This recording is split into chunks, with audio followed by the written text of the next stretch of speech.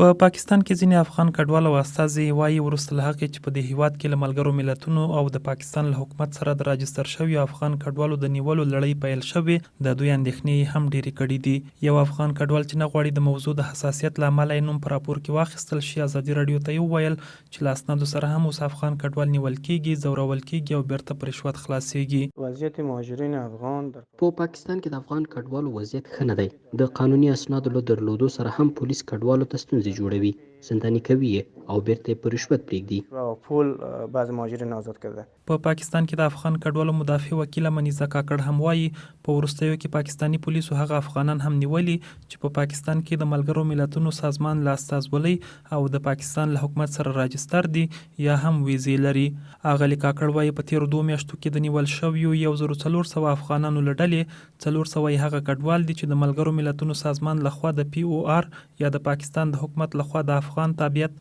یا ای سی سی سی کارتونه او یا هم ویزې لري، خو بیا هم په خبره یې نیول شوي او پولیسو یې اسناد ضبط کړي یا یې له منځه وړي. پوره رجسټرډ ډاکومنټ شته لکه پی او آر کارت یا ای سی سی کارت، او خو د هغه باوجود دوی نیول شوي دي او ډیری بیا پکې داسې دي چې کارډونه ورسره ول خو پولیس د هغوی هغه کارډونه ضبط کړي دي یا خراب کړي دي، نو اوس د دوی سره هغه کارډونه مطلب نشته، نو په دې بنیاد به موږ مجبوره یو او دوی به ډیپورټ کوو. په پاکستان کې د افغان کډوالو یو استازی ظاهر پښتون هم مني چې په دغه هیواد کې هغه کډوال نیول کېږي چې راجستر دي، خو په وینا یې دا کار تر ډیره په سند ایالت کې کېږي. په کراچۍ کې هغه افغان کډوال هم نیول شوي پولیسو د خپل پیسو یا د خپل لالچ په خاطر چې دوی پی او آر کارت لري، د پی او آر کارت یا کاپي ورسره ده یا کارت د څه پیسو لپاره کارت پولیسو ځینې پټ کړی دي. له جګړو کډه شوي افغانان چې اوس هم میلیونونه یې په پاکستان کې دیره دي، 1.4 میلیونه یې له ملګرو ملتونو سره راجستر دي او د پی او آر کارتونه ورکړل شوي.